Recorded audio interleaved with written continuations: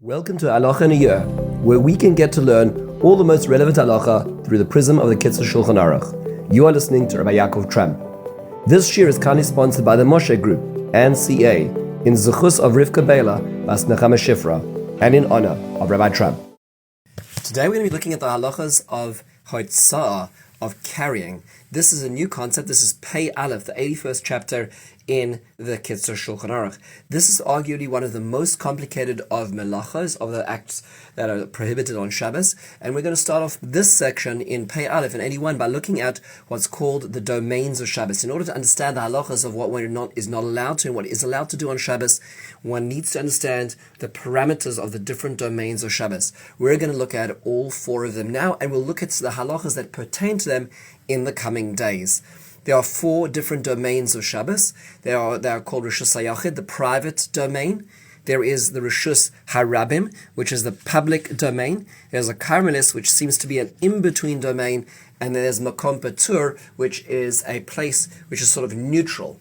We will now explain and discuss each of those four different areas. The Rishus HaYachid, the private domain.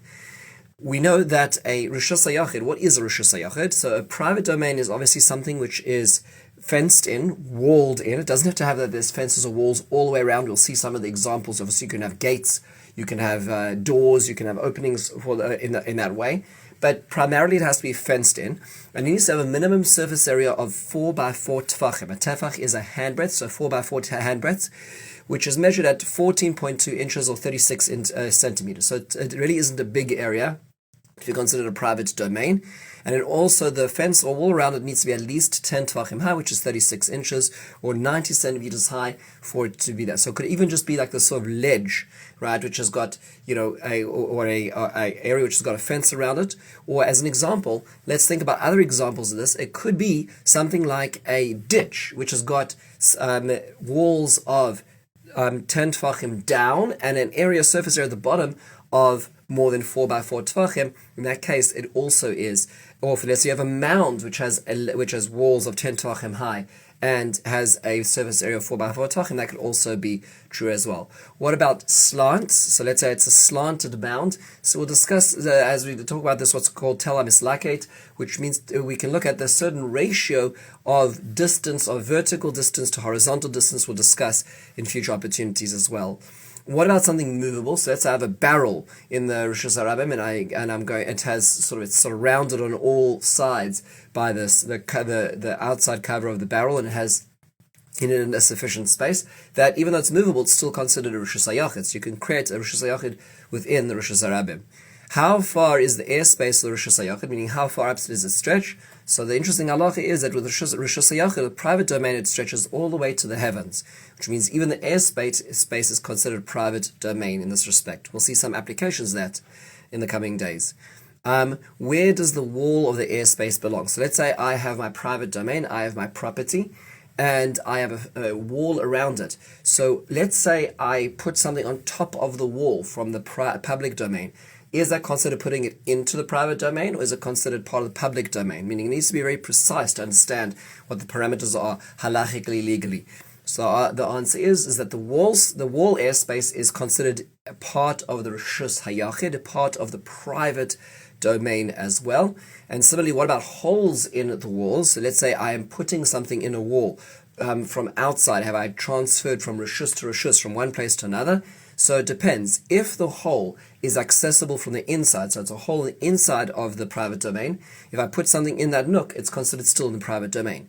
But if the hole is mufulash, which means it goes all the way through, and that hole is below 3 tefachim, so it's within 3 hand breadths of the ground, that is considered Rishus HaRabim, the public domain, and therefore putting something there from the inside might be a problem in terms of hoitzah as well. It's worthwhile being aware of that in countries where they don't have fences around properties, there is a difference between the legal parameters of property or private domain and halachic parameters, which means it could be that a person has a beautiful house with a lawn open to the sidewalk, to the pavement, and in such a place, one would say, well, this is my lawn, this is my property, But that's not true when it comes to the halachas of Rishus HaYachid in terms of Shabbos. So one would not be able to carry, if there's no Eruv, from the sidewalk, from the outside of one's house into the inside of one's house, because there's no fence in such a situation.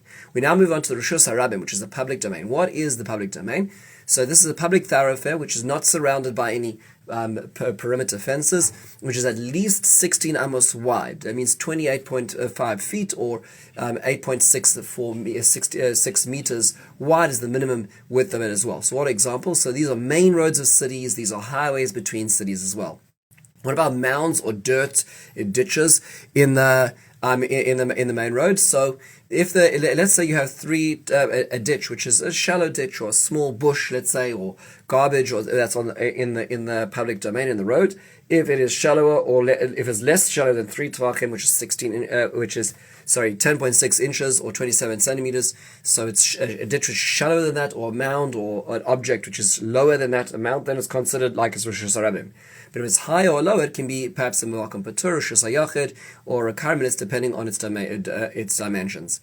What about side roads, which sometimes act as an overflow? So let's say it's a main road, but there are side roads. And certainly today, when you have ways and people are rerouted doing side roads, what happens if there's side roads which are sometimes used during rush hour? So in those cases, it can be sometimes considered Rishus HaRabim and sometimes considered a Karmelis, which we'll get to in a second. Are there any other requirements? The Kitzur notes that they're based on the Gemara. There are some poskim who say that the Rishus HaRabim needs to only be a Rishus HaRabim if it can have in the daily traffic of 600,000 people using it, like it was in the desert. In the desert, the public thoroughfare was used by the nation of Israel. The nation of Israel they measure at least 600,000 people, and so to qualify as a Rishus HaRabim, it would need that as well. What difference does that really make? So it makes a huge difference, because you cannot use a tzura sapesach, which means, when we use those poles and the string on top, that's creating what's called a door frame, right? So what you're doing is you're framing the streets within an Eruv. You're using fences, but you're also using those what's called a tzura sapesach, a door frame that you've created for this area. That door frame does not work for Rishus HaRabim d'oraisa. You cannot use those tzuras of Pesach if your main thoroughfare constitutes a Rishus HaRabim d'oraisa, only if it's a Karmelis, which is one step lower, which we'll discuss in a moment. So whether or not there is a Rishus HaRabim d'oraisa, a biblical public domain, has great implications on every single Eruv as well. And that's why there are hesitations in Manhattan and in Brooklyn, Ocean Parkway, Times Square, where it's very clear that you do have the numbers to make that Rishus HaRabim d'oraisa, whether you can have an Eruv there. Though that's the question that this revolves around right now. There are many other variables to consider, but this is something. Is Manhattan naturally surrounded by mechitzos because of the incline of the rocks around it? These are a lot of discussions that are had. But be it as it may, this is what they center around, and this becomes a big debate. The Mishnah Berurah and the Kitzur Shulchan Aruch are machmir about Eruvs. Most Eruvs. If you look at the Aruch HaShulchan defends many of the Eruvs. This is not a simple topic, but this is where it stems from. We move to our third concept, which is a Karmelis. What is a Karmelis? A Karmelis is a public thoroughfare, but it's not walled in, but it's not as much traffic as a Rishus HaRabim. It may have some mechitzos, but not all of the sufficient fences around it. What does the word actually mean? So it comes to the word rach and mol. Rach means soft and full. It kind of means to say that it's not fully there. It's not a Rishus HaYachid. It's not a Rishus HaRabim. So what are examples of side roads, fields, rivers, mounds, which are in the Rishus HaRabim, which are between 3 tvachim to 10 tvachim high, and they have a space of a surface area of 4 by 4 tvachim. So in these situations, that's called a Karmelis. We deem most of our streets as a Karmelis, which is why we're able to use certain elements of Eruv, which are helpful as well. Let us jump into the last concept, which is the concept of Makom Patur, which is a neutral space. What is Makom Patur? So it's a surface area in the Rishus HaRabim, in the public domain, that does not have the surface area of 4 by tvachim. So it's a very small surface area, but it is more than 3 tvachim high. So it's sort of like a little pole or a little stump or something, which is high enough but not big enough in surface area. If such an area appears in a Karmelis, what's the halacha? So if such an area appears in a Karmelis, it's like the Karmelis. It's not like a Makom Patur. We'll see now the halachas. Now that we've got a sense of what the Rishus HaYachid, what the Rishus HaRabim, what the Karmelis, and what the Makom Patur are, we can now start analyzing what are halachas that pertain to those in the next episode. With this, we conclude. Have a wonderful and meaningful